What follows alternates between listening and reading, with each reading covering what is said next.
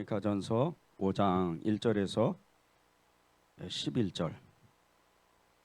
데살로니가전서 5장 1절에서 11절입니다. 제 성경이 신약성경 331쪽입니다.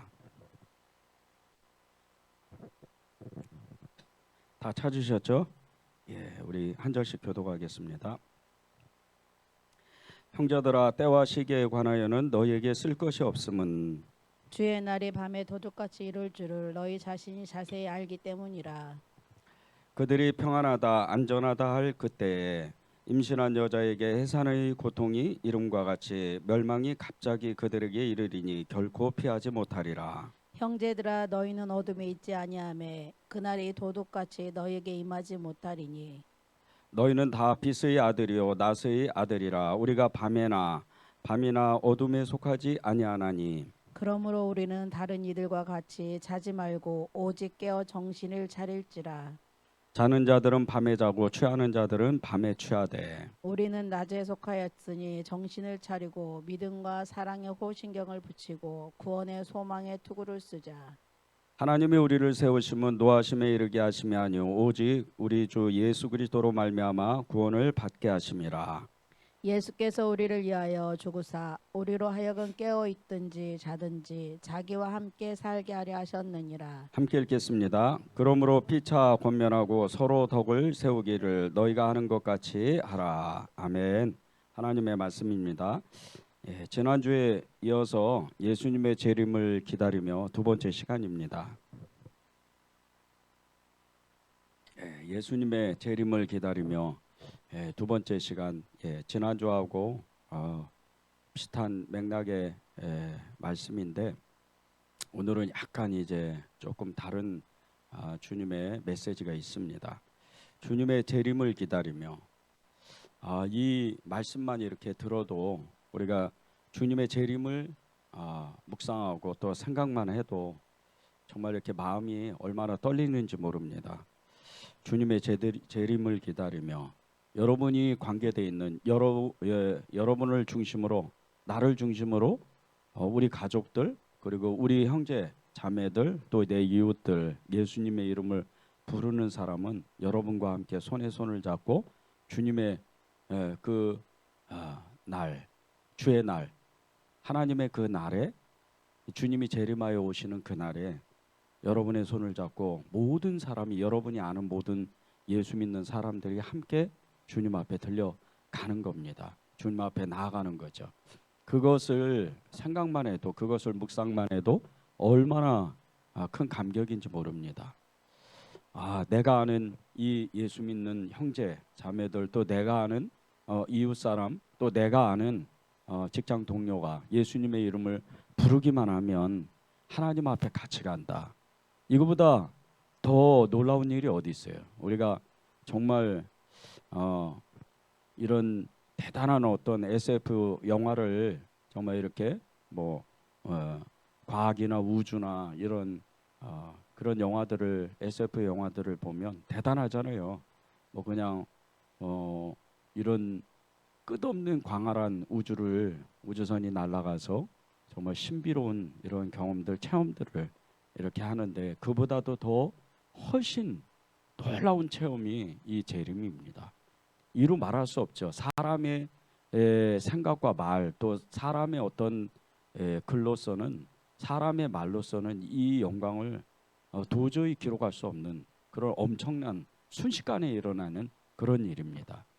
재림을 기다리며 주님의 재림을 기다리며 우리의 마음이 너무나도 정말 감격하고 떨리고 그 주님의 재림의 때를 기다리는 것은 이 기다리는 마음이 얼마나 하나님 앞에 기쁨이 되는지 모르기 때문입니다. 하나님의 큰 기쁨이에요. 여러분의 그 믿음이 주님을 기다린다. 주님을 정말 소망한다. 내가 사랑하는 그 주님이 나를 찾아오신다. 그것을 내가 고백하고 또 주님의 이름을 부를 때 주님은 저와 여러분이 고백하는 그거보다 훨씬 더 기뻐한다는 거예요. 그런데 이 땅에는 두 가지의 그리스도인이 있어요. 예수님의 재림을 진짜 기다리는 사람이 있는가 반면에 또 그렇지 않는 사람이 있다는 거예요. 주님의 재림을 재림에서 오신다는 것을 알지만 진짜 그것을 소망하고 갈망하면서 기다리는 사람이 있고 또 그렇지 않는 사람이 분명히 있다는 거예요. 주님의 재림을 믿고 기다리는 사람, 믿지만 기다리지 않는 사람, 이 두 사람의 모습은 완전히 다릅니다. 예수님의 재림을 믿고 기다리는 사람은 날마다 무언가를 갈망합니다. 날마다 무언가를 소망하죠. 그리고 하늘만 쳐다봐도 구름이 흘러만 가도 정말 이 일기예보가 이렇게 변화무쌍한 가운데도 하늘에 조각구름이 정말 너무나 선명히 뜨고 어느 날 갑자기 정말 구름이 너무나 선명하게 너무나 아름답게 이렇게 구름이 떠오르면 구름이 정말 내 앞에서 이렇게 떠 있으면 왠지 모르게 우리의 마음이 굉장히 혹시 구름 사이에 주님이 계실까? 주님은 구름을 통해서 오시기 때문이에요. 이거는 구약 때부터 예언된 겁니다. 주님을 처음 만났던 그러니까 주님이 하나님 아버지 여호와 하나님으로 처음에 오셨을 때 주님을 처음 만났던 아브라함도 주님을 그 얼굴을 바로 보지 못했어요. 구름 사이에서 보는 거죠. 모세 또한 그랬고 모세도 그 연기 가운데 구름 가운데에서 하나님을 보는 거예요. 여호수아도 마찬가지입니다. 모든 믿음의 사람들이 다 그렇게 구름을 통해서 그 연기와 같이 그 예표와 같이 그렇게 주님을 만납니다. 그런데 인류의 마지막 날 하나님의 날 하나님의 때 하나님의 시간에 주님이 오시는 그날에 주님은 구름을 그 속에서 구름을 타고 이 땅에 오신다는 거예요. 그래서 우리가 하늘을 향해서 구름을 볼 때 그 너무나 구름이 아름다우면 혹시나 이게 주님이 오셨나 이렇게 우리 마음이 떨리는 거예요. 조금 번외적인 이야기지만 한 교회의 목사님하고 그리고 장로님이 이렇게 신방을 갔다 오다가 갑자기 이렇게 우연히 하늘을 보게 됐어요. 하늘을 보게 됐는데 정말 이게 맞는지 안 맞는지는 저도 잘 모르겠어요. 너무나 신비로운 얘기라 그것이 맞을 수도 있고 맞지 않을 수도 있어요. 근데 저는 믿습니다. 주님이 구름 사이에서 나타나셨다는 거예요. 그래서 이 목사님은 그 구름 사이에 계신 주님을 만났어요. 그리고 주님이시다 이렇게 이제 장로님 주님이세요 이렇게 고백을 했는데 장로님은 그 주님을 못 보는 거예요. 그래서 장로님이 집에 가서 그렇게 통곡을 했다는 거예요. 기도하고 또 기도하고 기도하고. 근데 하나님이 어느 날 이 장로님에게 그런 마음을 딱 주시는 거예요. 너는 보고도 믿느냐? 보고 믿으려고 하느냐? 안 보고 믿는 믿음이 더 큰 믿음이다. 도마에게 주님이 말씀하신 그 말씀이죠. 그래서 이 장로님이 평생토록 정말 주님은 나와 함께 계시는구나. 그렇게 고백을 했다는 거예요. 그런데 우리가 정말 이렇게 우스갯소리처럼 정말 이렇게 잘 믿지 못할 것 같은 어떤 환상과 같은 그런 이야기지만 그것이 사실일 수도 있고 그렇지 않을 수도 있겠지만 우리가 갖는 믿음, 우리는 재림하는 예수님, 나를 찾아오시는 예수님을 고백해야 되는 거예요. 그래야 우리의 그 믿음의 고백이 하나님의 기쁨이 되고 하나님 앞에 정말 하나님의 그 놀라운 기적과 이적과 표적, 그 능력들이 그때부터 나타나는 겁니다. 재림을 진짜 믿는 사람은 그 마음 가운데 이 땅에 소망을 두질 않아요. 이 땅 가운데에서 미련을 두지 않는 거예요. 재림을 소망하는 사람은 이 땅에서 아무리 크게 부자가 되고 아무리 크게 성공한다 할지라도 그게 그렇게 중요한 게 아닙니다. 그것은 하나님의 일을 하기 위해서 하나님이 주신 축복의 통로요, 하나님이 증거하시는 하나님의 도구로 생각하는 거죠. 진짜 그 사람이 기다리는 것은 진짜 주님이에요. 주님의 그 주시는 그 보너스와 같은 축복이 그게 주님을 믿는 수단이 아니고 진짜 기다리는 것은 주님 그분 자체인 것이죠. 그래서 하나님이 우리 주님을 기다리는 이 믿음을 가진 사람, 재림을 기다리는 이 믿음을 가진 사람은 항상 세상을 주님의 마음으로 바라보고 사람들을 주님의 마음으로 대한다는 거예요.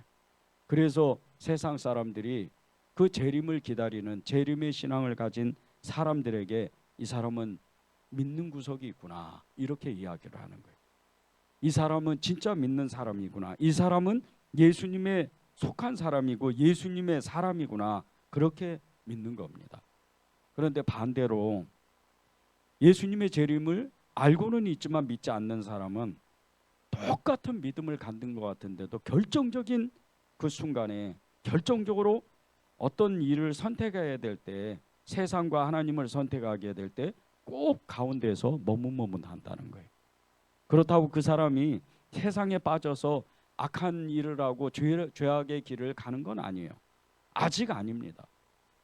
그런데 머뭇머뭇한다는 거예요. 여호수아가 우상 숭배할 것이냐 아니면 하나님을 믿을 것이냐 방황하고 그 가운데에서 머뭇머뭇하는 이스라엘 백성에게 이렇게 이야기를 합니다. 너희가 어느 때까지 머뭇머뭇할 것이냐. 머뭇머뭇하는 이 거짓된 신앙을 가지고 있으면 끝내는 결정적인 어떤 순간에 그 사람은 믿음을 잃어버리고 맙니다. 재림을 기다리지 않고 자신의 그 마지막 순간을 인정하지 않기 때문에 천년만년 살 것처럼 그렇게 사는 거예요. 그래서 베드로가 이야기를 하죠. 하루를 천년같이 천년을 하루같이 사는 사람이 따로따로 있다는 거예요. 정말 100년도 못 살 인생을 1000년을 살 것처럼 그렇게 정말 인색하고 너무나 이기적인 그런 삶을 사는 사람을 바라보면서 마지막 때의 혼란 때 그리고 박해를 받는 수많은 그 성도들을 바라보라고, 그들의 믿음이 얼마나 소중하고 하나님의 큰 기쁨인지 모른다고 그렇게 베드로가 고백을 하는 거예요. 하루를 정말 천년과 같이 사는 사람이 있어요. 이런 사람은요 진짜 주님을 기다리는 사람이에요. 그래서 그 시간들을 얼마나 소중하게 생각하는지 몰라요. 늘 하나님 앞에 나아가고 늘 하나님 앞에 예배드리고 늘 기도의 자리, 늘 봉사의 자리, 늘 헌신의 자리로 늘 하나님 앞에 나아갑니다. 그런 사람이 하루를 시간을 쪼개서 사는 사람이에요. 진짜 예수 그리스도, 진짜 예수님의 재림을 믿는 사람, 이런 사람은요 인색한 사람들이 아니에요. 이런 사람들은 오히려 그 마음에 풍요로움을 갖는 사람이에요. 어떻게 하면 하나님의 마음을 시원하게 할까? 어떻게 하면 하나님께 그 뜨거운 여름날에 시원한 냉수를 그렇게 냉수와 같이 하나님의 마음을 기쁘게 할까? 그것을 위해서 애쓰는 사람이 재림을 기다리는 사람, 재림의 믿음을 가지고 있는 사람인 거예요.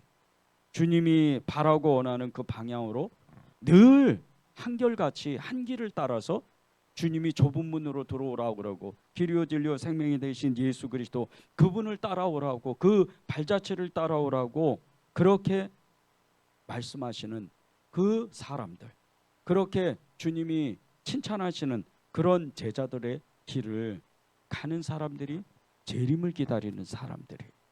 예수님의 제자들이죠.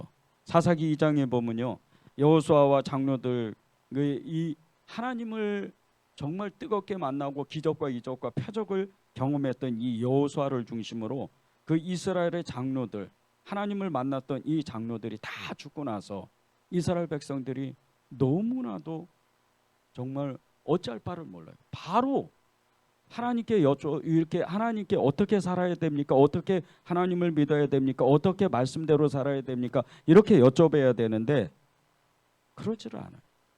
바로 우상 숭배예요. 하나님을 알지 못하니, 하나님을 만나지를 못하니까. 그런데 그 이유가요 하나님을 만나지 못했을 뿐더러 하나님이 누구신지 몰랐기 때문이에요.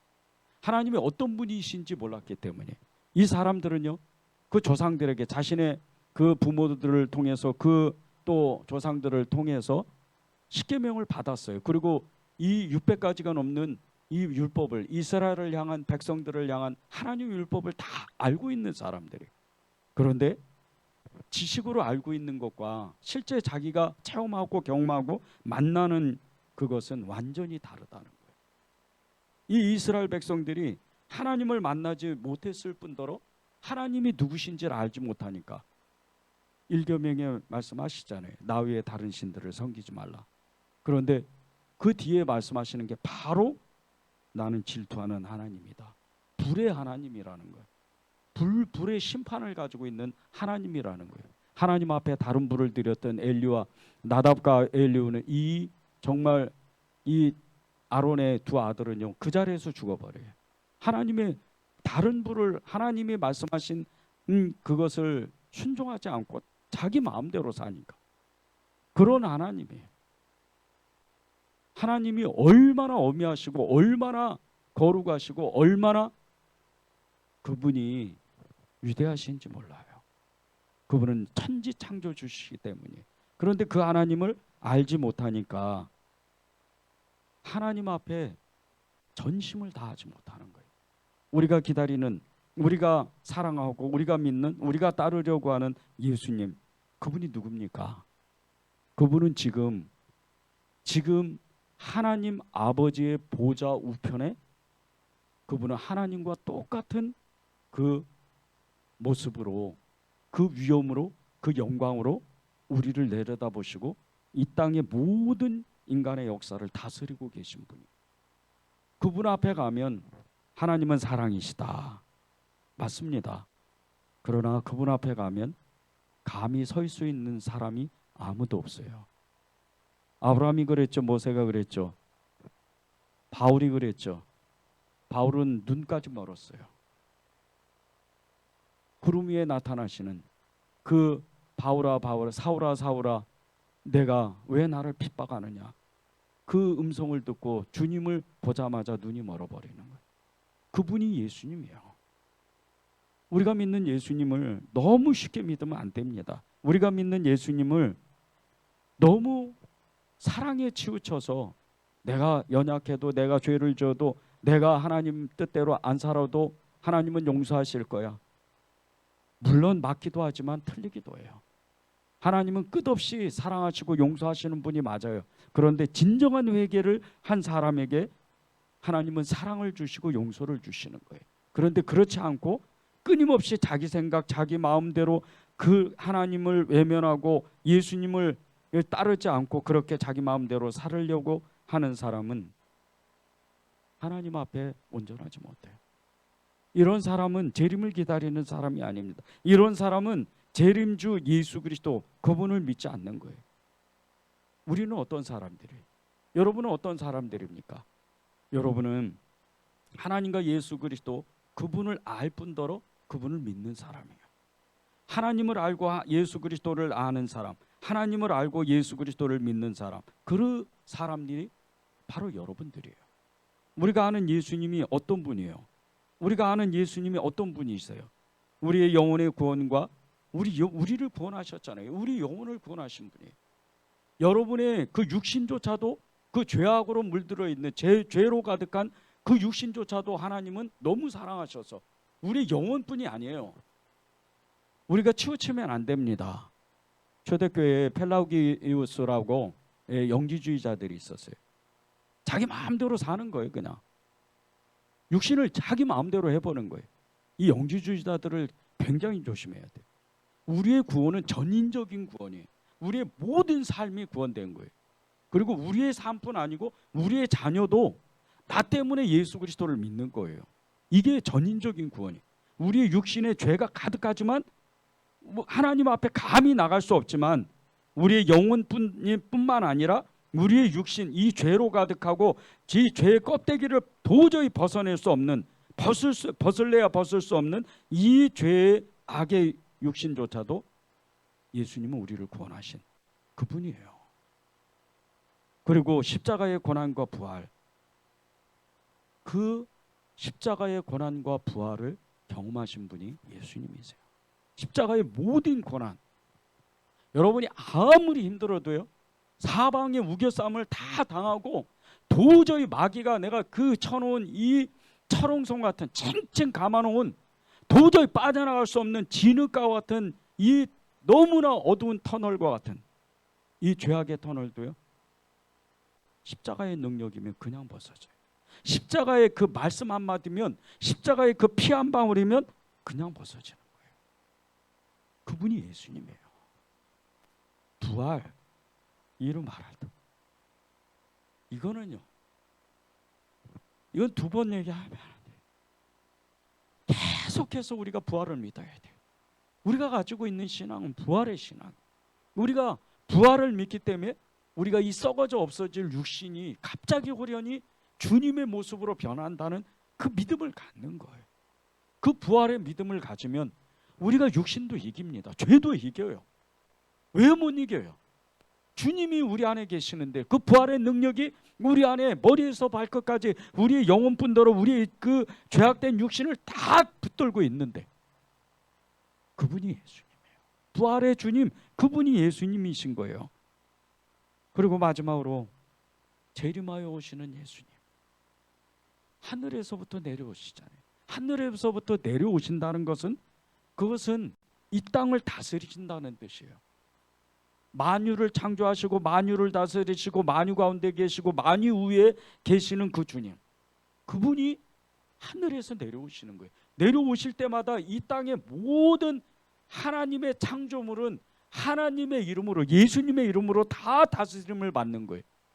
그분이 내 앞에 오시는 거예요. 그분이 구름 속에서 나를 부르시는 거예요. 그러니까 나도 주님의 속한 사람이 돼서 호련히 변해서 그분 앞에 가는 거예요. 무슨 영화, SF의 영화처럼 그렇게 신비로운 일이 아니에요. 우리는 신비로운 걸 믿질 않아요. 우리는 정확한 걸 믿는 거예요. 살아계신 예수 그리스도, 나의 하나님이요 나의 구세주요 나의 피난처요 나의 영원한 안식처이신 그분 앞에 가는 거예요. 그분이 재림주예요. 우리가 재림 그러니까 이단들이 쓴 이 재림주에 대한, 재림하시는 하나님에 대한, 재림하시는 예수 그리스도에 대한 왜곡된 이 자아상이 있어요. 싹 걷어내야 돼요. 재림 그러면 이단들 아무리 어떠한 이단이 얘기한다 할지라도 우리는 그것을 귀담아 들으면 안 돼요. 여기에 담아두면, 눈에 담아두면 안 돼요. 눈에 담아두면 예수님의 보혈로 씻고, 귀로 담아두면 예수님의 보혈로 우리의 귀를 씻는 거예요. 그리고 그 엄청난 영광에 재림하시는 그분을 우리가 맞이하는 거예요. 그것이 우리가 아는 예수 그리스도예요. 맨 마지막으로요, 마지막 전쟁과 새 예루살렘을 만드시는 주님이에요. 이분이 예수님입니다. 마지막 전쟁이 어디서 일어나요? 요한계시록에 가면 아마게돈에 가서 마지막 전쟁이 일어납니다. 곡과 마곡에 그 붙들려 있던 그 심의 깊은 곳에, 그 지옥의 밑바닥에 그 진을 쳤던 그 예뱀 용이, 이 사단의 모든 무리들이 이 땅에 올라와서 하나님의 성령의 그 모든 천사의 군대들과 마지막 전쟁을 벌여요. 그런데 여러분들이 어떤 사람들인 줄 아세요? 여러분이 믿는 그 예수님이 여러분을 어떻게 부르신 줄 아세요? 그리스도의 군사로 부르셔요. 이 땅 가운데 우리가 선한 영향력을 끼치는 이유가 뭐냐면요, 세상에 있는 악령들을 우리가 선한 영향력을 끼칠 때마다 그 나라와 그 영역들이 계속해서 무너지고 있는 거예요. 여러분이 어떤 사람에게 손을 내밀고, 여러분이 어떤 사람을 도와주고, 여러분이 어떤 사람을 위해서 기도하고, 여러분이 어느 곳에서 예배와 또 어느 곳에서 기도할 때 사단의 모든 그 영역들이 계속해서 무너지고 그 진들이 계속해서 무너지는 거예요. 이 3분의 1의 악한 천사들을 끌고 지옥의 저 밑바닥에서, 곡과 마곡에서 정말 그 또아리를 들고 예뱀고 이 더러운 바알세불 같은 이런 더러운 영들이요, 이런 악마들이, 이런 사단의 그 마귀들이 그날 완전히 깨지는 거예요. 이게 마지막 전쟁이에요. 그런데 이 전쟁은 예수님의 이름으로 하나님께서 반드시 승리하는 전쟁입니다. 그분이 우리의 주님이에요. 그리고 맨 마지막에 이 땅에 새 예루살렘을 내려보내 주시고, 이 땅에 이제 하나님의 나라, 천국이죠. 그 천국을 완성시키는 그분이 우리가 믿는 예수님이에요. 이분을 정확하게 알아야 돼. 이분을 믿는 겁니다. 보십시오. 우리의 영혼을 구원하고 우리의 육신을 구원하고 십자가의 고난과 부활의 능력의 주님이시고 재림하시는 주님이시고 마지막 전쟁과 새 예루살렘을 만드시는 이 주님, 이분이 우리가 믿는 예수님. 우리는요, 우리가 예수님의 이름을 놓지 않는 이상은 반드시 우리는 천국에 갑니다. 1절에서 3절을 보세요. 형제들아, 때와 시기에 관하여는 너희에게 쓸 것이 없음은 주의 날이 밤에 도적같이 이를 줄을 너희 자신이 자세히 알기 때문이라. 그들이 평안하다 안전하다 할 그때에 임신한 여자에게 해산의 고통이 이름과 같이 멸망이 갑자기 그들에게 이르리니 결코 피하지 못하리라. 때와 시기는요, 우리에게 일부러 글로 안 써도, 일부러 어떤 소식을 전해주지 않아도 우리가 안다는 거예요. 주의 날이 밤에 도둑같이 이룰 줄을 우리 스스로 안다는 거예요. 왜 그런 줄 아십니까? 여러분, 예수님 믿기 때문이에요. 예수님의 이름을 진짜로 불렀기 때문에, 진짜로 예수님의 이름을 그분을 믿기 때문에 여러분 안에 그분이 들어가신 거예요. 그분이 성령님입니다. 그 성령의 증거는요, 너무나 정확해요. 이거는 어떤 과학으로나 어떤 철학, 어떤 지식으로 알 수 없는 하나님의 신비로운 지식이에요. 이 영적 세계, 영적이 성령의 그 임재, 성령의 그 일하심, 성령의 그 내주하심은요, 그 어떤 것으로 설명할 수가 없어요. 글로 설명할 수 없어요. 말로 말할 수 없어요. 여러분 스스로가 아는 거예요. 내 안에 계신 성령으로 말미에서 나는 예수 그리스도에 속한 사람이요, 나는 재림하시는 예수님을 나는 믿는 사람이다. 나는 성령의 사람이다. 나는 예수님에 속한 사람이다. 예수님의 믿는 사람이다. 그것을 여러분 스스로가 안다는 거예요. 그런데 3절에 보세요. 그들이 평안하다 안전하다 할 그때 임신한 여자에게 해산의 고통이 이름과 같이 멸망이 갑자기 그들에게 이르리니 결코 피하지 못하리라.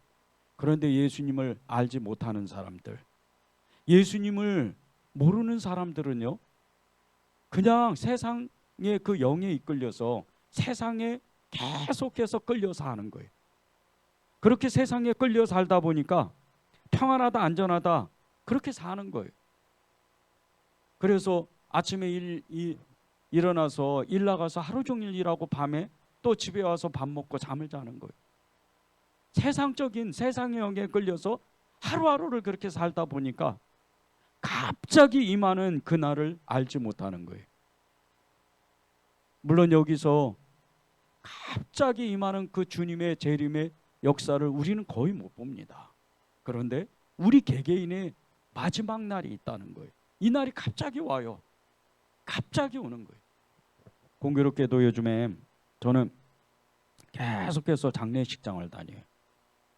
그리고 장례식장 예배를 요청받고 또 죽음에 대한 어떤 이런 상담을 계속 요청을 받아요. 참 그것도 주님의 은혜인 것 같아요. 저는 한 가지 일맥상통하게 이야기하는 게 있어요. 예수님을 믿으면 반드시 천국 갑니다. 예수님을 믿으면 염려하고 근심하고 두려워하지 마십시오. 그 어떤 병이라도 어떤 고난이라도 어떤 어려움이라도 하나님은 반드시 그것을 걷어내실 겁니다. 그렇게 그분하고 계속해서 여러 사람들하고 상담을 하는 거예요. 그리고 우리의 마지막 궁극적인 목적지는 천국입니다. 그렇게 계속 상담을 하는 거예요. 그런데 보세요. 예수님을 믿지 않는 사람들, 재림주를 기다리지 않는 사람은요, 평안하다 안전하다 할 그때 임신한 여자에게 해산의 고통이 이름과 같이 멸망이 갑자기 임한다는 거예요. 그런데 이것을 피하지 못한다는 거예요. 우리가 결혼하신 분들은 다 알잖아요. 우리 자녀들이 정말 태어날 때 갑자기 그냥 이 애기 엄마가 해산에 이 고통이 임해서 처음이니까 당황스럽잖아요. 저도 굉장히 당황스럽더라고요. 어떻게 해야 되는지 모르는 거예요. 119에 전화를 해야 되는지 뭐 이렇게 막. 그런데 오히려 저희 아내는 담담하더라고요. 저보다 더 담담하더라고요. 그러니까 이게 처음 있는 일을 겪으니까 정말 이렇게 너무 당황스러운 거예요. 그러는데 저희 아내가 병원에 가서 저희 아들을 낳을 때 정말 한 거의 10시간 가까이를 고생을 했어요. 앉지도 서지도 드러눕지도 못하고 거의 침대에서 매달려 가지고 아이가 태어나지를 못하는 거예요. 나오지를 못하는 거예요. 아이가 거꾸로 있었거든요. 그래서 나중은 결국은 수술을 했어요. 그런데 그 해산하는 수고의 고통이 얼마나 심하겠어요. 제가 잠깐 이 병실에를 그 수술실에를 이렇게 이제 거기서 있지는 못하고 들어갔다 나왔다 이렇게 잠깐 봤는데 이렇게 침대를 붙들고 어정쩡하게 서 있더라고요.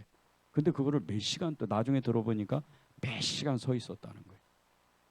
차라리 아이를 낳았으면 그랬으면 덜 힘들었을 텐데 이게 아이를 낳지를 못하니까 더 힘든 거예요. 근데 사람의 그 고통 중에 정말 몇 가지 되지 않는 엄청난 고통이 아이를 낳는, 아이를 해산하는 수고예요. 고통이에요.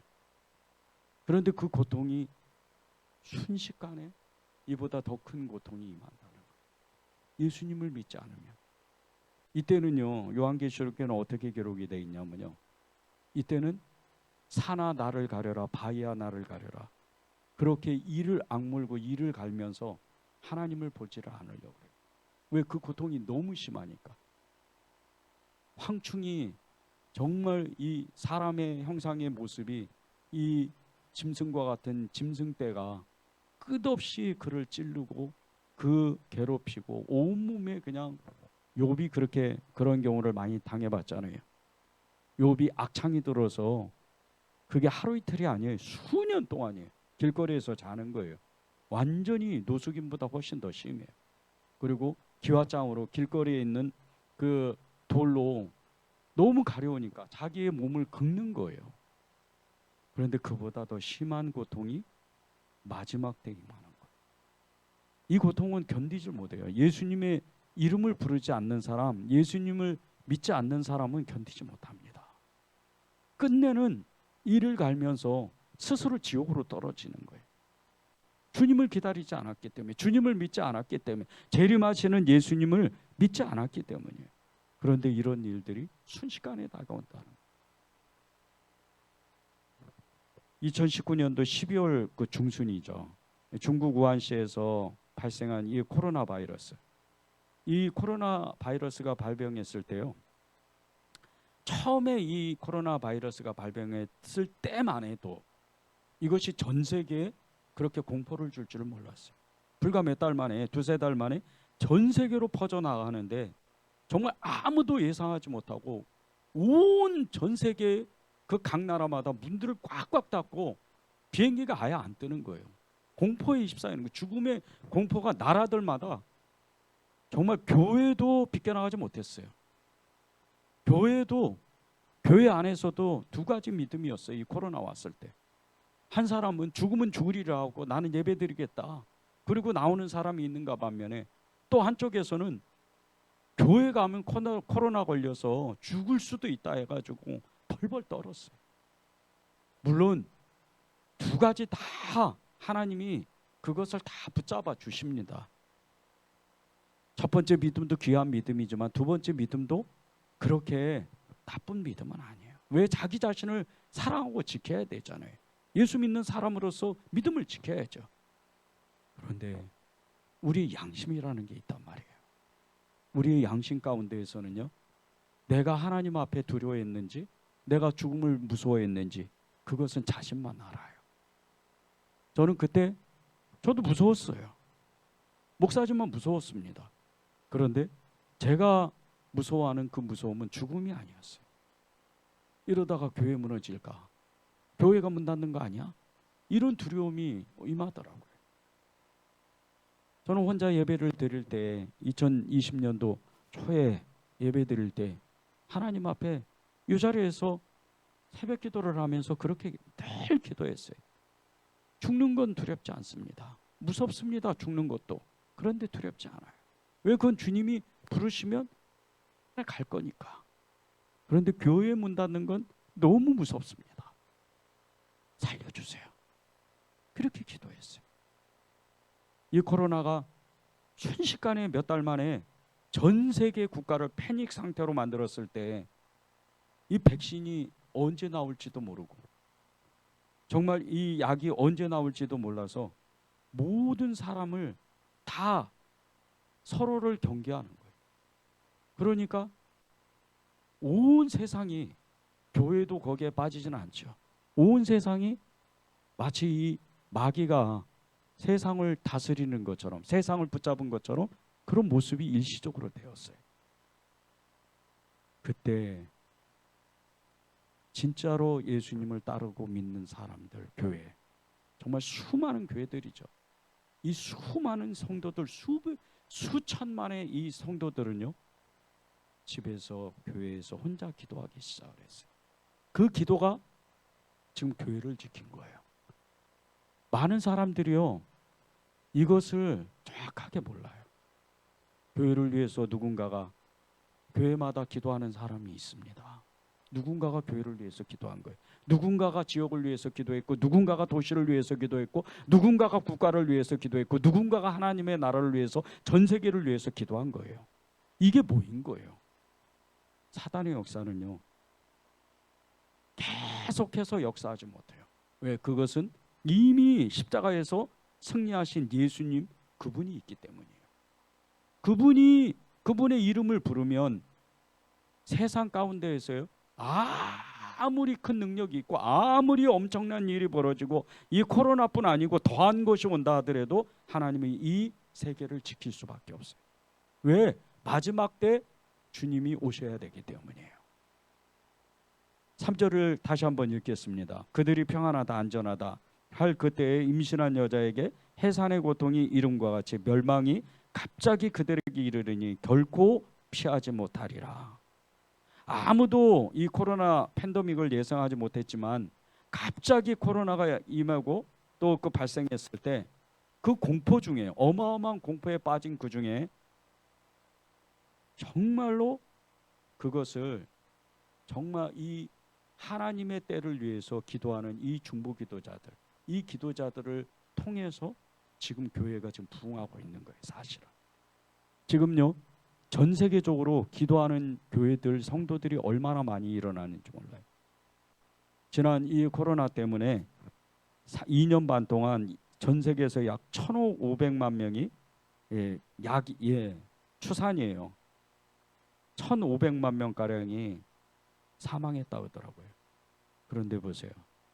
이 2년 반 동안 전 세계, 특히 북아프리카, 남아메리카를 중심으로 예수 믿는 사람이요 얼마나 많아졌는 줄 아십니까? 말세라 그래서 복음이 더 많이 전파가 됐어요. 유럽과 미국은 오히려 사람이, 성도들이 주는데 교회가 오히려 계속해서 문을 닫고 있는데, 북아프리카에 그렇게 핍박이 심하고 코로나 때문에 옆 사람이 죽고 마을 사람이 죽고 이웃 사람이 죽고 아버지가 죽고 어머니가 죽고 자녀들이 죽어 나가는데도 예수님을 믿는 사람이 더 많아지는 거예요. 이제 마지막 때라고 생각하니까 예수님을 붙잡는 거예요. 종교를 버려요. 아예 개종을 해요. 무슬림을 버리고 정령 숭배를 버리고 예수님 앞에 돌아오는 거예요. 지금 북아프리카는요, 하루에도 수백 명씩 하나님 앞에 돌아와요. 지금 북아프리카는요, 굉장히 지금 어려운 때를 지나고 있어요. 뭐 질병뿐 아니고 이 수십 년 전에도 에이즈 때문에 한참 또 난리가 나고, 또 여러 가지 질병, 이 뭐 폐병이라든지 여러 가지 이 질병과, 그리고 이 코로나 때문에 이 팬데믹이 한참 전 세계를 붙잡았을 때 이 남아프리카, 이 아프리카를, 중앙 아프리카를 중심으로 북아프리카 이 지역에는요, 백신이 전해지질 않았어요. 거의 1년 반 동안. 그래서 사람들이 너무 많이 죽은 거예요. 선진국 사람들이, 이 선진국가들이 이 코로나 때문에 죽었던 숫자들은요, 대부분 고령층이었어요. 젊은 사람들은 거의 조금 심하게 침암이 한 3주 정도 앓다가 바로 일어났습니다. 그런데 고령층들이 많이 죽었어요. 그 합병증 때문에. 우리나라도 정말 수많은 사람들이 사망을 했는데 대부분 고령층입니다. 그런데 아프리카는 아니에요. 아프리카는 너무 많은 사람들이 이게 남녀노소를 가릴 것 없이 약이 없으니까, 약이 전해지질 않으니까 많은 사람들이 죽었어요. 그런 가운데도 복음이 전파되는 거예요. 마지막 때라고 생각하니까 복음이 엄청나게 전해지는. 요엘 2장 1절에서 3절에 보면요, 마지막 날이 어떤 날인지를 너무 정확하게 말씀하십니다. 제가 읽겠습니다. 시온에서 나팔을 불며 나의 거룩한 산에서 경고의 소리를 질러 이 땅 주민들로 다 떨게 할지니 이는 여호와의 날이 이르게 됨이니라. 이제 임박하였으니 곧 어둡고 깜깜한 날이요 짙은 구름이 덮인 날이라. 새벽빛이 산 꼭대기에 덮인 것과 같으니 이는 많고 강한 백성이 이르렀음이니라. 이와 같은 것이 옛날에도 없었고 이후에도 대대에 없으리로다. 불이 그들의 앞을 사르며 불꽃이 그들의 뒤를 태우니 그들의 예전의 땅은 에덴 동산 같았으나 그들의 나중의 땅은 황폐한 들 같으니 이것을 피할 자가 없도다. 마지막 날에요, 주님이 오시는 그날부터 이 온 세상 가운데는 예수님을 믿는 사람 외에는요 다 멸망에 이르는 거예요. 사람이 한 번 죽는 것은 반드시 옵니다. 그리고 그 뒤에 심판이 오는데 이 심판을 피할 수 있는 방법은 예수님밖에 없습니다. 예수님의 이름을 불러야지, 재림하시는 예수님을 내가 기다려야지. 그렇지 않고는 이 여호와의 날, 이 보복의 날을 피할 길이 없는 거예요. 그날을 보십시오. 그날이 어떤 날인가? 시온에서 나팔을 불며 거룩한 산에서 경고의 소리가 나는데 이 경고의 소리가 뭐예요? 주님이 재림하여 오실 때 천군 천사가 순식간에 나팔을 부는 그 소리예요. 그것은, 이 나팔 소리는요 세상 사람들 듣지 못해요. 이 나팔 소리는요 믿는 사람만 들리는 거예요. 그런데 이 나팔 소리에 모든 사람이 듣지도 못하면서 갑자기 보세요. 우리가 예수님을 믿는데 우리 직장 동료들이 예수님을 믿지 않아요. 그런데 순식간에 내가 일하다가 갑자기 그냥 사라져 버리는 거예요. 이런 날이 오는 거예요. 이런 날이 갑자기 오는 거예요. 그럼 남은 사람들은 이제 심판의 불이 소돔과 고모라에게 떨어졌던 그 유황불과 같은 심판의 불이 떨어지고 심판의 소리가, 심판의 나팔 소리가, 그 일곱 천사의 그 어마어마한 재앙의 그 불이 떨어지기 시작을 하는 거예요. 이거는 피할래야 피할 수가 없는 하나님의 마지막 보복의 날인 거예요. 근데 이 날은 이제 가장 뚜렷하게 나타난 증거는 어둡고 깜깜한 날이고 짙은 구름이, 똑같은 구름이 아닙니다. 우리가 맞는 구름은 엄청나게 찬란한 구름이에요. 근데 마지막 날의 구름은 짙은 구름이 덮인 날이고 새벽빛이 산꼭대기에서 덮인 것 같이 빛이 없는 거예요. 아예 산에 가려져 버려요. 완전히 깜깜해가지고 이날은 아무리 강한 백성이라도, 아무리 힘센 사람이라도 이 불꽃에 그 앞뒤가 다 타버리는, 이 심판의 불에 완전히 소멸해버리는 그날인 거예요. 이 땅이란 땅은 완전히 황폐가 될 그날이 마지막 날이에요. 그날이 하나님의 날이요, 그날이 여호와의 날이고 보복의 날이에요. 그래서 우리가 영적으로 깨어나야 돼요. 영적으로 깨어 있어야 돼요. 영적으로 늘 우리의 이 영적 안테나를 하나님 앞에 계속해서 그 안테나를 기울여야 되는 거예요. 영적으로 깨어 있는 사람이요, 이런 사람을 눈이 열린 사람이라고 그래요. 영적인 영안이 열린 사람이라고 그래요. 여러분이 있잖아요. 여러분이 영안이 열린 사람이잖아요. 천국을 보는 사람, 천국을 아는 사람. 그래서 하나님의 그 마음을 아는 사람들이잖아요. 하나님의 마음을 아는 사람들이 어떤 사람이에요? 다른 사람에게 손을 내밀고 하나님이 하시자는 것을, 하나님이 말씀하시는 것을, 하나님이 뜻하시는 것을 이루려고 애를 쓰는 사람들이잖아요. 4절 6절을 보십시오. 형제들아 너희는 어둠에 있지 아니하며 그날이 도둑같이 너희에게 임하지 못하리니 너희는 다 빛의 아들이요 낮의 아들이라. 우리가 밤이나 어둠에 속하지 아니하나니 그러므로 너희는 다른 이들과 같이 자지 말고 오직 깨어 정신을 차릴지라. 어둠에 있지 아니하나. 여러분이 어둠 속에 있지 않는다는 거예요. 이 어둠은 두 가지의 의미가 있습니다. 첫 번째는 진짜 어두운 거예요. 완전히 어두워요. 세상이 멸망하기 전에는요, 완전히 흑암에 휩싸입니다. 왜? 사단이 득세를 해야 되니까, 마귀가 역사를 해야 되니까. 이 지옥에 있는 이 곡과 마곡에 있던 이 지옥불에 지옥 가장 밑바닥에 있던 이 예뱀 용이 올라오기 때문에 이 세상의 모든 것이 어두워지는 거예요. 갑자기 어두워지는 거예요. 왜? 세상의 종말이니까. 그런데 보세요. 어둠이 있지 않는데요. 그리고 그날에 도적같이 못 온다는 거예요. 도적같이 임하지 않는다는 거예요. 안다는 거예요. 깨어있는 사람은, 영안이 열린 사람은 다 안다는 거예요. 이미 그것을 다 알고 빛의 아들과 같이, 낮의 아들과 같이 밤에 속하지 아니하고 어둠에 속하지 아니하고 늘 낮에 그 빛을 따라서 산다는 거예요. 이 어둠이요, 두 가지 의미의 두 번째는 죄입니다. 이 죄에 빠져서 사는 사람이 어둠 속에서 헤어나지를 못해요. 정말 무서운 일입니다. 마지막 때는 우리가 회개하려고 이 회개의 때도 정해져 있어요. 마지막 때요, 주님이 오시는 그날, 여호와의 그 보복의 날, 신원의 날, 그 마지막 하나님의 그날에 우리가 아무리 회개하려고 그래, 회개할 마음도 없고, 마지막 때에는 산아 나를 가려라, 바위야 나를 가려라 그러면서 이를 갈면서 예수님의 이름을 져줘요. 회개할래요? 회개할 수가, 회개가 안 되는 거예요. 그 마음이 너무 완악하니까 회개가 자체가 안 돼요. 이게 어둠에 사로잡혀 있는 사람. 낯은 분명히 밝은데 자기 자신이 어두워요. 죄로서 그냥 덮어져 있기 때문에. 교회 안에도 이런 사람이 많아요.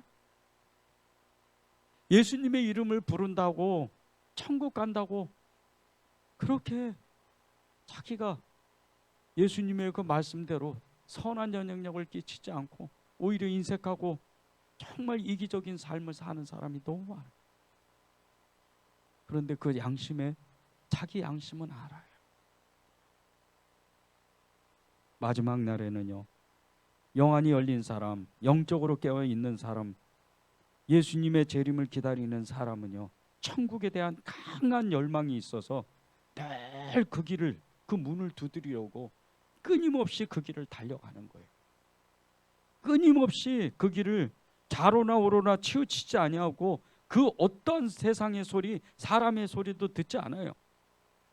그래서 이런 사람에게요, 더욱 정신 차려 깨어서 있으라고 하는 거예요. 그 영혼이 잠자면 안 되니까. 많은 사람들이 그 영이 잠을 자요. 좀 더 자자, 좀 더 쉬자, 좀 더 졸자 그러면서 계속해서 잠을 자는 거예요. 영적으로 깨어있는 사람은요, 주님이 어느 날 갑자기 오실 거라는 그 마음을 가지고, 믿음을 가지고 계속해서 주님을 찾다 보니까 늘 그 영이 깨끗해요. 투명해요. 맑아요. 그러니까 하나님 앞에 아주 민감해지는 거예요. 기도를 해도 정말 보통 기도가 아니에요.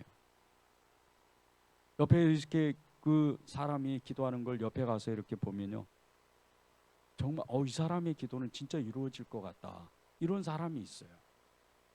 이런 사람의 기도는 하나님 반드시 들으십니다. 그런데 그 기도가 영적으로 깨어있는 사람, 영안이 열린 사람, 재림하시는 예수님을 기다리는 그런 믿음을 가진 사람이라는 거예요.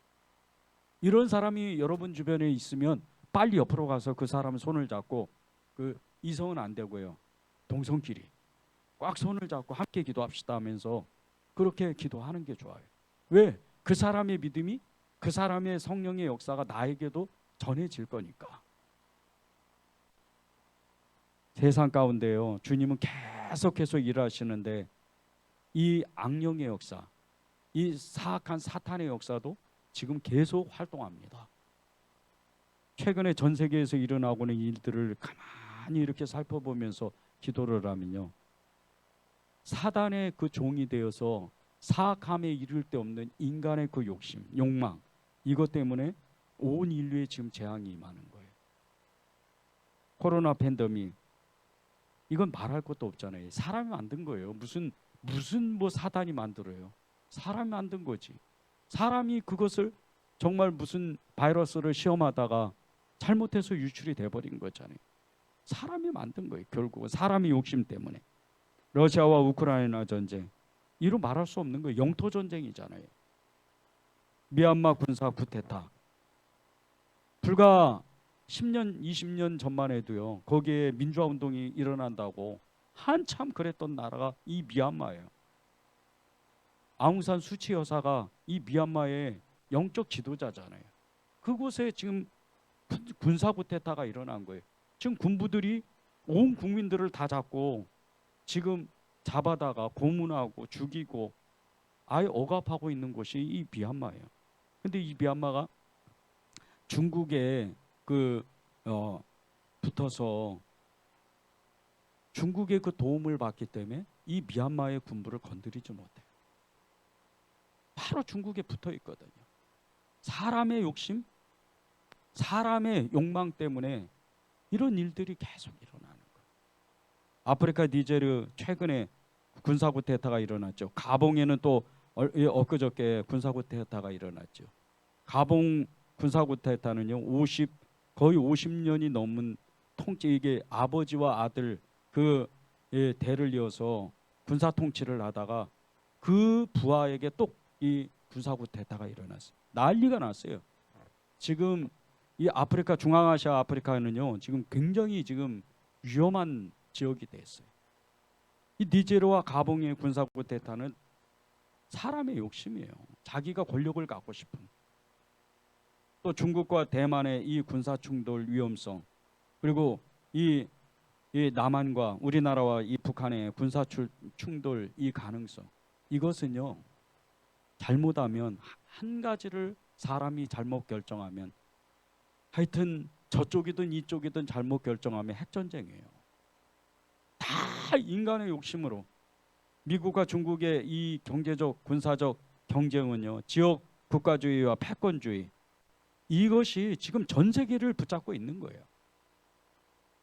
계속해서 지금 사단의 도구가 돼서 인간의 그 욕심과 욕망 때문에 수많은 전 세계 국가의 국민들이 지금 불안에 떨고 있는 거예요.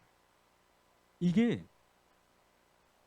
사람 때문에, 사람의 욕심 때문에, 인간의 욕망 때문에 일어난 일입니다. 인류가 멸망할 수도 있어요. 핵전쟁 때문에. 재림하는 예수님, 영적으로 깨어나고 정말 영안이 열려 있다면 이것을 정확하게 봐야 돼요. 왜 우리가 선한 영향력을, 정말 이 우리와 관계 없는 것 같은 아프리카의 그 니제르와 가봉의 그 이 쿠데타, 또 미얀마의 군사 쿠데타, 또 러시아와 우크라이나의 이 전쟁, 미국과 중국의 이 군사적으로 경쟁하는 이 대결 구도 가운데 우리가 왜 깨어 일어나야 되는, 항상 깨어 있어야 되냐면요, 여러분들 때문에 어쩌면 이 세상이 망하지 않기 때문이에요. 왜 그런 줄 아세요? 여러분 안에 있는 예수님 때문이에요. 여러분이 그런 믿음을 가지고 있어야 돼요. 지금 세상은요, 어떤 한 사람의 중보기도자, 어떤 한 사람의 그리스도의 증인, 이 사람 때문에 세상이 안 망할 수도 있어요. 왜? 주님은 말씀하셨잖아요. 소돔과 고모라가 그렇게 죄악이 창궐했을 때, 그게 인류의 모형 같은 이런 도시예요. 이런 소돔과 고모라 가운데 아브라함이 기도하기 시작하잖아요. 처음에 50명, 45명, 40명, 30명, 20명, 10명까지 기도를 해요. 아브라함이 만약에 한 번 더 기도해가지고요, 주님, 제가 기도하지는 못하고 제가 믿음이 없지만 주님께 한 번만 기도하겠습니다 하고 한 사람의 의인이 있다면 어떻게 하실 겁니까? 이렇게 했다면 그 소돔과 고모라는 안 망합니다. 왜 그런지 아시죠? 거기 아브라함의 조카 롯이 있잖아요. 의인이라고 그랬어요. 그는 선지자라고 그랬어요. 그 한 사람을 이름을 불렀으면 그 조카 롯 때문에 이 소돔과 고모라는 망하지 않는 거예요. 그래서 주님이 그 도시를 망하게 할 때, 이 두 도시를 망하게 할 때 주님이 그 롯을 끌어내잖아요. 의인이기 때문에. 여러분 한 사람 때문에, 여러분의 그 믿음 때문에 이 인류가 아직 멸망의 불이 떨어지는 게 아니에요. 그것이 여러분의 정체성이고 여러분이 믿는 그 예수님을 붙잡는, 예수님의 믿음으로 사는 그런 믿음인 거예요. 우리가 영적으로 깨어 있을 때요, 왜 영적 잠을 자지 않도록 하고 항상 부지런하게 깨어 있어야 되냐면요, 2절, 4절, 5절, 7절, 8절에 낮과 밤이라는 얘기가 그 말씀이 계속 나와요. 반복적으로.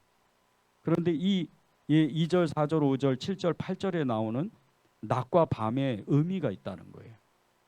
이 낮은요, 항상 깨어 있는 것을 말해요. 그리고 밤은 어둠에 속한다는 것을 말하는 거예요. 죄를 말하는 겁니다.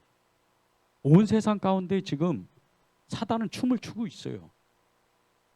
너무 자기 나라가 견고하게 서가니까 온갖 죄가 가정에서부터 그냥 온 직장과 또 이 도시 가운데, 국가 가운데, 세계 가운데, 열방 가운데 이 죄가 만연하니까 마귀는 춤을 출 수밖에 없어요. 사단은 아무것도 안 해도 돼요. 그냥 성공이라는 딱 그 명예라는 그거 하나만 던져주면 인류가 싸우는 거예요. 직장에서도요, 명예라는 것을 하나만 떡 떨어뜨려 주든지 성공이라는 것을 하나 떡 떨어뜨려 주면요, 사람도 죽이는 세상이에요. 요즘 그런 일이 너무 많잖아요. 얼마 전에 여러분이 기억나실 거예요. 강남 한복판에서 40대 여인이 청년 4명에게 승용차로 강제로 납치가 됐어요. 그리고 납치된 지 8시간 만에 싸늘한 시체로 발견됐어요.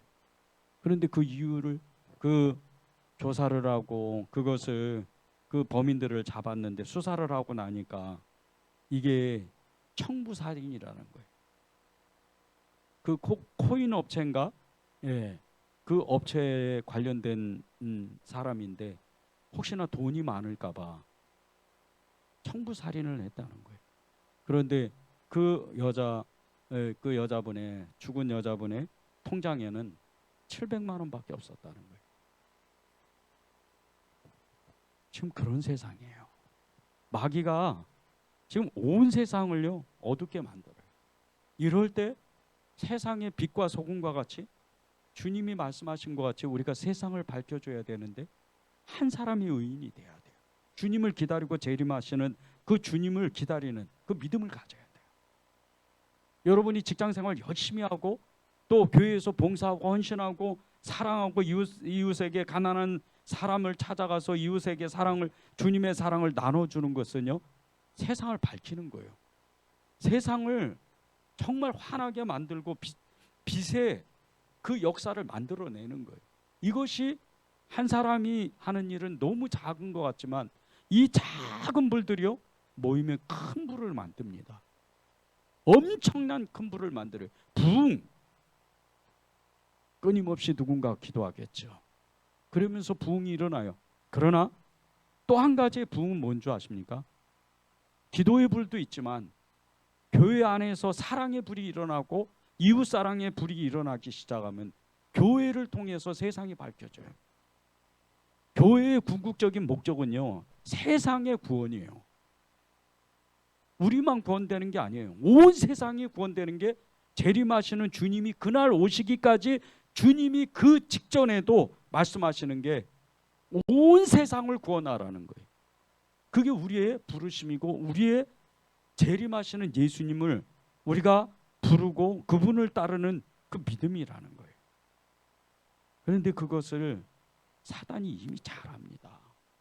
사단은 십자가에서 예수님께 완전히 깨어지고 무너졌을 때 가장 밑바닥인 이 지옥 그 한복판에서 끊임없이 호신탐탐 하나님의 나라, 하나님의 일을 그 무너뜨리려고 그들은 끊임없이 움직여요. 끊임없이 활동합니다. 겟세마네 동산에서 예수님이 기도하실 때요, 마귀가 어디 있었겠어요? 예수님 옆에 있습니다. 왜? 예수님을 유혹해야 되니까. 예수님이 공생애를 시작하시기 전에, 하나님의 그 거룩한 일을 3년 그 시작하시기 전에 사단에게 이끌려, 성령에 이끌려서 하나님 앞에 이 사단이 세 가지 시험하는 것을 그대로 다 경험해요. 그러고 나서 어떻게 해요? 사단은 잠시 떠났더라, 이렇게 이야기해요. 그리고 찾아오는 데가 겟세마네 동산이에요. 왜? 겟세마네 동산에서 주님의 그 엄청난 위대한 고백이 있으면 안 되거든요. 나의 뜻대로 마시옵고 아버지의 뜻대로 하시옵소서. 그 고백을 하면 안 되거든요. 왜? 그것은 주님이 저와 여러분을, 모든 인류를, 앞으로 올 모든 인류를 구원하시기 위해서 십자가에 오르셔야 되기 때문에, 그러면 사단의 나라는 끝나기 때문에, 그 사단이 그 겟세마네 그 어두운 동산에 예수님이 땀이 핏방울이 되도록 기도하실 때 그때 찾아옵니다. 그런 사단의 힘이 예수님조차도 넘어뜨리려고 하는, 무너뜨리려고 하는, 예수님조차도 유혹하려고 하는 그런 힘을 가지고 있어요. 그러면 하물며 우리는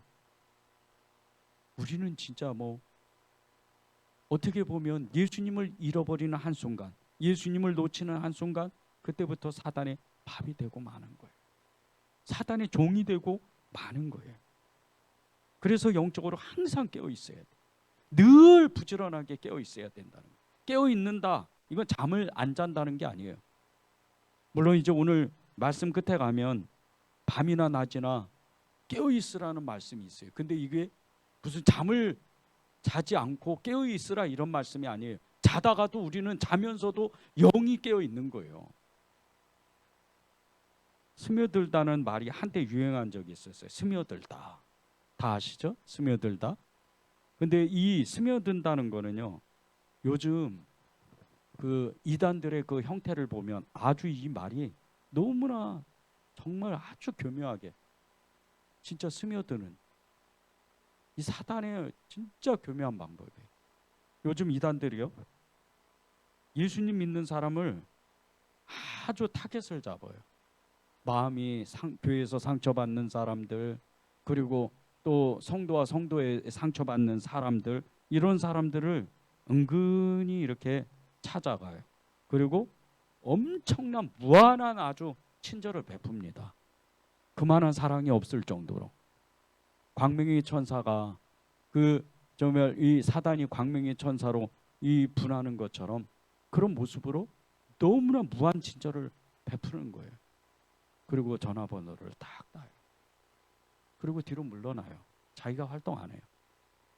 그 이단 본부에다가 그걸 갖다 줘요. 그러면 또 다른 사람이 그 사람을 찾아옵니다. 그 사람보다 훨씬 더 무한한 친절을 베풀면서 그 마음을 완전히 사로잡아. 그리고 그때부터 가정 문제와 진로 문제, 이런 것을 가지고 상담합니다. 그러면 이단에 넘어가지 않을 수가 없어요. 그렇게 교묘한 방법을 써요. 이게 사단이 하는 방법이에요. 이 이단들이요, 그 포교 활동을 안 하는 사람들이 있어요. 가난한 사람, 병이 있는 사람, 장애인, 독거노인들, 이런 사람들은 건들지도 않아요. 돈도 안 되니까. 돈이 안 되니까 이단들이 건들지도 않아요. 이렇게 교묘해요. 이단들이 하는 거는 이 사단의 그 역사에 아주 지금 세상을 혼란하게 만들고 혼탁하게 만들고, 그리고 세상을 혼미하게 만들어요. 지금 그것이 사단이 하는 일이에요. 그 어둠에 속한 일, 그리고 어둠의 그 영에 사로잡힌 사람들이요, 이런 사람들이 만드는 게 세상 속에서 죄를 가득하게 만드는 거예요. 이것을 분별할 줄 알아야 돼요. 우리가요, 아무리 친절한 사람들이요, 아무리 선을 행한 사람들에게도 정말 막상 여러분들이 그 사람이 너무 이 사람은 됐겠다, 이 사람은 예수님 믿을 것 같아, 그러면서 딱 가서 예수님 믿으시죠 이러면 그때부터 얼굴이 드러나요. 그때부터 화가 나기 시작, 그때부터 불친절하기 시작하고, 그때부터 완악하기 시작. 그리고 여러분을 대적합니다. 왜? 여러분을 왜 싫어하는 줄 아세요? 여러분이 성령의 사람이요, 여러분이 믿음의 사람이요, 예수님의 사람이고 예수님의 증인이기 때문이에요. 그것이 여러분의 정체성이에요. 여러분이 지금 재림하시는 예수 그리스도, 재림의 주를 기다리는 그 믿음을 가지고 있기 때문에 세상이 여러분을 싫어해요. 7절 보세요. 자는 자들은 밤에 자고 취하는 자들은 밤에 취하되. 자는 자들은 밤에 자고 취하는 자들은 밤에 취하다. 계속해서 밤에는 잠을 자야 되는데 이게 밤에 자는 게 아니에요. 어둠 속에 깔려 있다 보니까 영혼이 잠을 자버리는 거예요. 육신이 자는 게 아닙니다. 그리고 이 취한다는 것은 밤에 취한다. 이것은요, 뭐 우리가 술이 취할 수도 있어요. 그래서 주님은 말씀하시죠. 성령에 취하라고. 세상을 버리고 성령에 취하라고 말씀하시는데, 이 취한다는 것은 세상의 죄에 취하는 거예요. 술을 먹다 보면, 그리고 세상을 마시다 보면 하나님과 멀어져요. 계속해서 하나님을 외면하는 거예요. 그러다가 어느 날 마음이 굳어집니다. 그리고 바로 예수님을 떠나요. 그리고 나서 세상에 악한 영이 휘둘리는 거예요.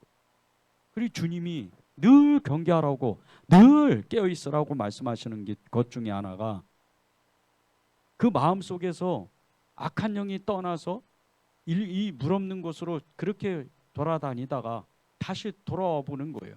돌아와서 보니까 이 사람의 마음이 예수님이 주인이 돼야 되는데 자기가 주인이 돼가지고 그러고 있는 거예요. 자기 의로 사는 거예요. 자기 마음대로. 그러니까 그보다 더 악한 귀신은 7을 데리고 와서 그 안에 들어가서 그 전보다 형편을 어렵게 만드는 거예요. 실제 마귀는요, 온 세상을 돌아다닙니다. 그리고 예수 믿는, 할 수만 있다면 믿는 자들을 넘어뜨려요. 그래서 베드로 사도가 얘기하는 거예요. 항상 경계하라고, 항상 깨어 있으라고. 그래서 베드로가 얘기하는 거예요. 욥 이야기 아시죠? 하나님이 너무 사랑했던 아브라함 시대에 살았던 동방의 의인이었던 이 욥. 사단이 그를 시험하려고 하나님을 격동시키잖아요. 하나님을 격동한다는 게 참 이게 있을 수가 있는지 모르겠지만은요, 하나님의 마음을 상하게 만들어요. 그리고 시험을 하잖아요. 그리고 나서 욥을 어떻게 해요? 욥을 완전히 치는 거예요. 목숨만 남겨두는 거예요. 그런데 그 이전에요, 하나님이 그 마귀에게 물어보잖아요. 온 세상을 두루 돌아다녔다고. 지금 마귀는요, 우리의 마음을 살피고 있어요. 왜 우리가 깨어 있어야 되는지, 우리가 왜 우리 마음을 지켜야 되는지, 왜 예수님의 이름을 부르고 예수님의 옷을 입고 예수님의 재림을 기대해야 되는지, 그것은요, 하나님이 우리를 지키시고 싶기 때문이에요. 우리가 믿음을 우리 스스로 지키는 게 아닙니다. 믿음의 주체는 예수님이에요. 그분이 믿음을 우리에게 주셔야 돼요. 왜 우리가 깨어 있어야 되는 이유가, 그분의 믿음이 계속해서 우리 안에 머물러 있어야 되기 때문에 우리가 깨어 있어야 되는 거예요. 요즘에요, 진짜 이 중독에 빠져 있는 사람이 얼마나 많은지 몰라요. 도박, 인터넷, 음란, 사기, 폭력, 이로 말할 수 없어요. 요즘 이 도박, 음란, 인터넷 이것뿐만 아니고요, 요즘 뭐 사기, 폭력 이런 것은 정말 이게 도박일까 중독일까 싶을 정도로 요즘 아주 이 중독이 됐어요. 온 세상이 지금 이게 모방 범죄라고 그래야 돼요. 지금 막 그냥 그 성남시 서현역에서 일어난 이 묻지마 이 폭행, 이게 지금 전국을 다 휩쓰는 거예요. 악한 영이 하는 역사입니다. 우리가 왜 깨어 있어야 되느냐? 왜 정말 영적으로 충만해져야 되는 이유는 하나님이 여러분의 기도를 받고 싶어서 하는 일. 하나님이 여러분의 기도를 받아야 이런 악령의 역사, 악한 역사가 끊어지기 때문이에요. 사기만 해도요. 요즘 전세 사기 이게 뭐 마치 중독처럼 일어나잖아요. 어느 특정한 한 사람이 아니에요. 그것도 정말 어떤 집단이 그냥 전세 사기를 일으켜요. 그것도 수천억을. 그러면 거기에 관련돼 있는 사람이 진짜 참 선한 사람이 수백 명이잖아요. 자살한 사람도 있어요. 돈 그거 1억이 없어가지고 쩔쩔매가지고 빚을 그걸 감당을 못하는 거예요. 그런데 이게 악령에 붙들리고 사단에 붙들려서 그 이 중독에, 이 사기의 중독에 휩들린 사람의 그 삶을 존중하지 않아요. 다른 사람의 삶을 존중하지 않아요. 무조건 죽이고 보는 거예요. 간음은 말할 것도 없죠. 뭐 기독교 안에서요 30%가 넘는 그리스도인이 다른 사람하고 이 만나고 그런 일이 너무 많다는 거예요. 이단들은 뭐 이루 말할 수 없죠. 그 이단의 한 교주는 계속해서 그 간음 때문에 그냥 교도소를 들어갔다 나왔다 또 재판받았다 계속 그러고 있잖아요. 이게 완전히 온 세상이 마귀의 역사로 중독의 그 역사가 너무 가득한 거예요. 이 대한민국 땅이에요. 우리나라의 중독자 수가 618만 명이나 된대요. 그중에 알코올 중독자는 155만 명, 인터넷 중독자는 233만 명, 도박은 220만 명, 약물, 마약하고 알코올이죠. 10만 명이 이른대요. 요즘 이 마약은요 점점 늘어나요. 마귀가 하는 일입니다.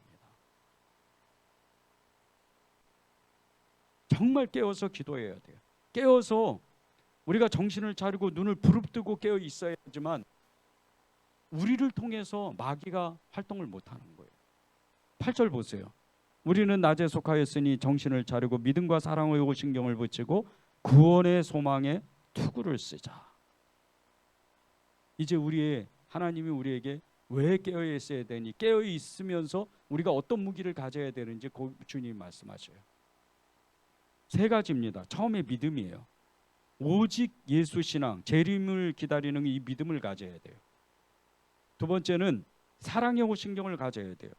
이 호신경이라는 단어가 이 에베소서 6장 14절에 한 번 더 나와요.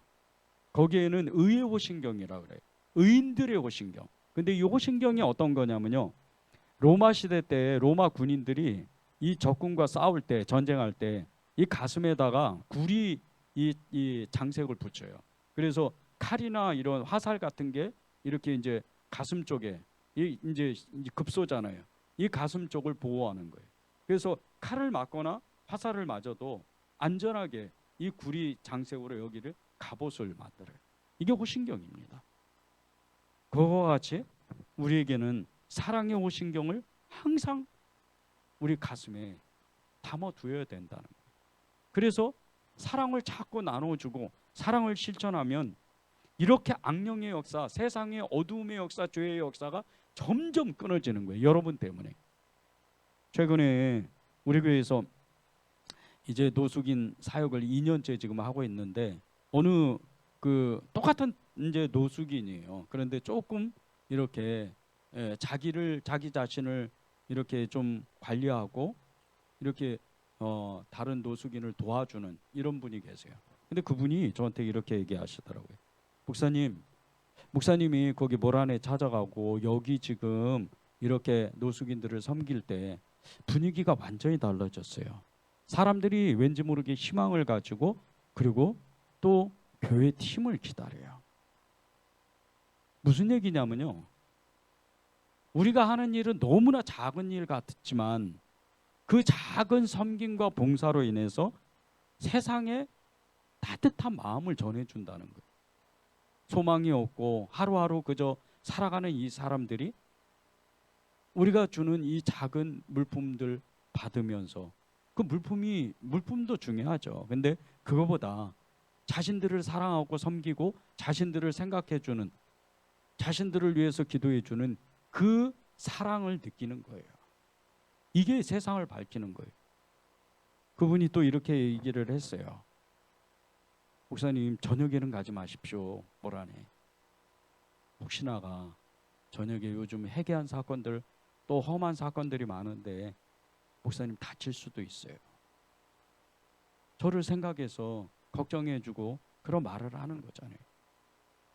그런데 보세요, 그 사람들이요, 그렇게 세상을 원망하고 세상 가운데에서 그렇게 불만을 가지고, 어떻게 보면 하나님을 원망하는 이 사람들이 자신이 마음에 품어뒀던 그 너무 날카로운 이 비수와 같은 칼을, 이 정말 이 분노의 칼을, 그것을 내려놓는 거예요.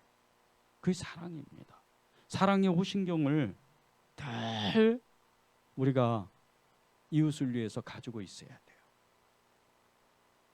세 번째는 구원의 소망의 투구를 우리가 정신 차리고 눈을 부릅뜨고 깨어 있으면서 우리가 가지고 있어야 돼요. 이거는 너무나 중요해요. 구원의 소망의 투구. 이것 때문에 우리가 기다리는 주님, 우리가 그토록 사모하는 그 주님을 기다리는 거예요. 여러분이 가지고 있는 그 믿음과 사랑의 호신경, 구원의 소망의 투구, 이것은 하나님이 여러분에게 주신 강력한 무기입니다. 영적 무기예요. 9절 보십시오. 하나님이 우리를 세우심은 노하심에 이르게 하시며 오직 우리 주 예수 그리스도로 말미암아 구원을 받게 하심이라. 하나님이 우리를 이렇게 영적인 낮에 속하고 정신을 차리고 믿음과 사랑과 그 사랑의 호신경과 그리고 구원의 소망의 투구를 가지고 있으면 우리를 궁극적으로 구원하신다는 거예요. 우리를 지키시겠다는 거죠. 우리와 함께 하시겠다는 거잖아요. 마지막 때요, 주님은 우리와 살고 싶어서 애를 쓰는 거예요.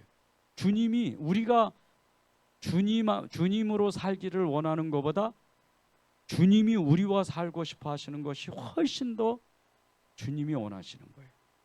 당신의 편에서는 계속 우리를 기다리고 있는 거예요. 마지막 부름을 보세요. 우리의 그 마지막 때에 우리의 사는 모습이 10절에서 11절에 나옵니다. 예수께서 우리를 위하여 죽으사 우리로 하여금 깨어있든지 자든지 자기와 함께 살게 하려 하셨느니라. 그러므로 피차 권면하고 서로 덕을 세우기를 너희가 하는 것 같이 하라. 사나 죽으나 깨어있게 만들겠다는 거예요. 그분과 함께 살게 만들겠다는 거예요. 마지막 때에 사는 사람, 믿음으로 사는 사람, 재림하여 오는 예수님을 기다리는 사람의 모습이라는 거예요. 여러분이 그런 마음으로 살아야 돼요. 믿음의 성도에게 가장 큰 축복은요, 예수님과 함께 사는 거예요. 아예 함께 사는 거예요. 먹고 마시고 그냥 함께 사는 거예요. 그게 주님이 원하시기 때문에.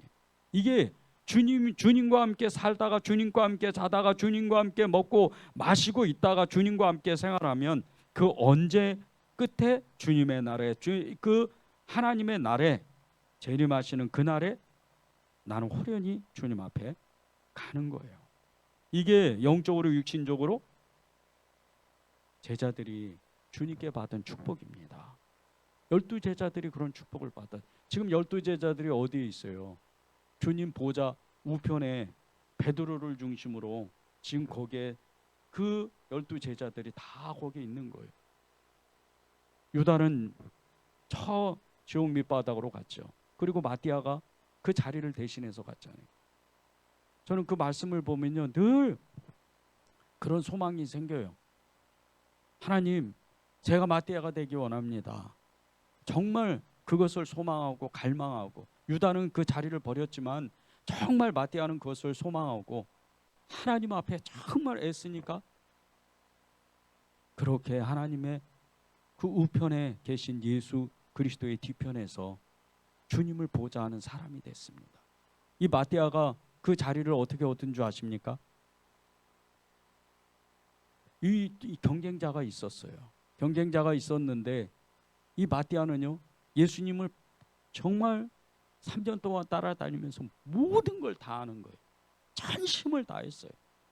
그리고 나서 투표를 제비 뽑았는데 마띠아가 딱 뽑힌 거예요. 원래 마띠아가 뽑힐 수가 없어요. 더 유력한 사람이 있었으니까. 그런데 마띠아가 뽑힌 거예요. 하나님은 아셔요. 우리가 얼마나 하나님 앞에 애쓰고 수고하는지, 하나님의 사랑하는지 아십니다. 여러분이 그렇게 마띠아와 같이 항상 깨어가지고 항상 주님의 이름 앞에 주님과 함께 연합하고 깨어있는, 그렇게 정신을 차리는 그런 사람이 되십시오. 우리 말씀을 붙잡고 전심으로 기도하는 시간을 갖겠습니다.